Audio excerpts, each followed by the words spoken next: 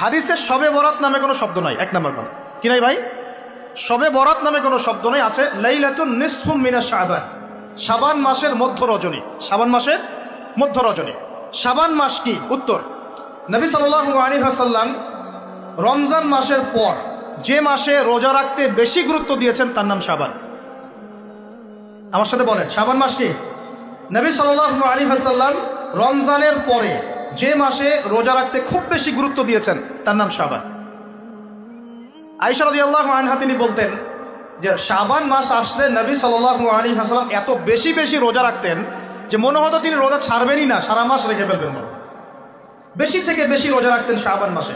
প্রশ্ন হচ্ছে কেন? উত্তর, এমনিতে এই মাসটা বরকতময় এবং এই মাসে আল্লাহ পাক তার রহমতে বিপুল সংখ্যক মানুষকে জাহান্নাম থেকে মুক্তি দান করেন। সুবহানাল্লাহ।